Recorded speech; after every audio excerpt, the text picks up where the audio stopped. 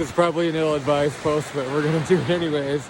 So I've been getting a lot of questions about these two characters that are in, I guess, in the headlines or just getting a lot of attention these days, and that's Casey and Callie Means, who I think are great people. I love them. I love what they have to say.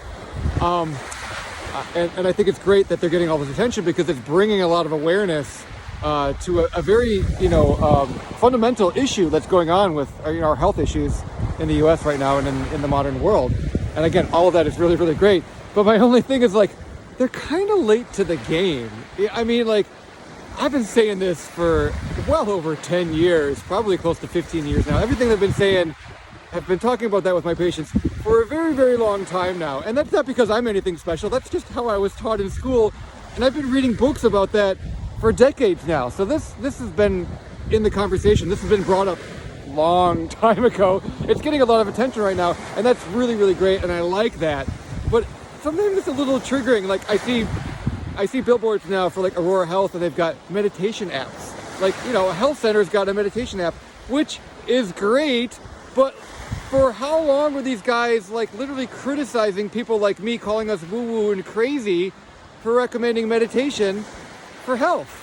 So where's my apology letter from Aurora Health and all the people making these meditations apps now in the mainstream? I know, right? Triggering, but I want to get to something, a little bit deeper on this in regards to another question that follows from the conversation about Casey and Callie Means, again, who are great.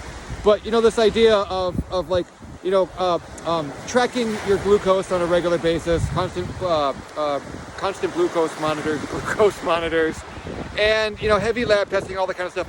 Again, I think that's all really good.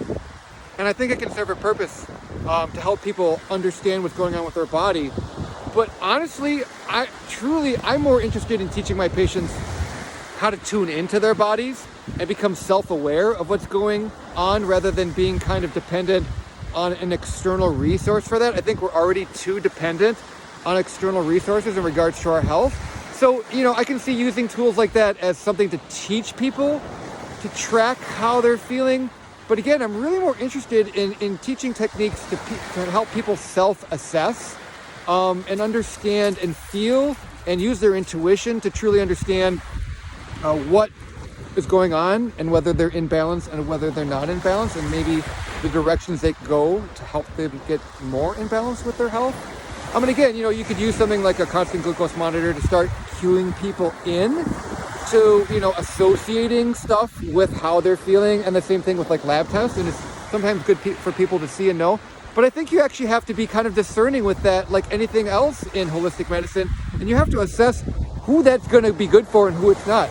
There might be some people who, if you give them a tool like that, it may become an obsessive focus for them and, kind of drive them into more just negative behavior or negative emotions or negative feelings or thought patterns around their behaviors, which is not a good thing. So you really have to kind of discern on who maybe would benefit from something like that and who it might drive crazy. And then on top of that, we're so surrounded by electronic devices and these things that I worry a little bit about putting another electronic device on somebody that is interfering with their internal energy. I just had a patient who was tracking her sleep with her iWatch or Apple Watch or whatever you call it and all this kind of stuff. And I was like, hey, what if you just took that watch off, put it in another room, put your phone in another room so it wasn't near you, and see how that went? And guess what? For the 4 days or 5 days in between the time I said that and she saw me, her sleep was a ton better. She basically almost had zero problems with her sleep. So again, we have to kind of cue into what's going to put somebody into balance or move them towards better balance, more harmony with themselves, including their psychology, rather than just something that's kind of a new trend. And that's not a criticism, because I probably will use them from time to time, but I'm kind of more towards simplicity. There's already so much complexity in our lives right now, and truly, if you want to get healthier, there are just some simple, basic ways we can show you how to do that. And yes, these monitor things will kind of give you maybe incentive or show you why you should be doing it.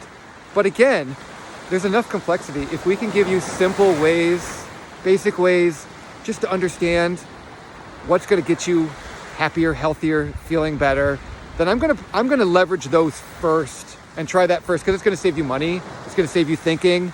And it's just going to be more sustainable, to be honest. And hopefully get you where you need to go. And then if we, are not getting there, maybe we'll look a little bit deeper. And then for those people who are just maybe number crunchers and that actually gives them some motivation, then maybe we'll consider some of the number crunching analytics, because I love analytics. I love numbers too. I like to make things complicated. Unfortunate self-truth.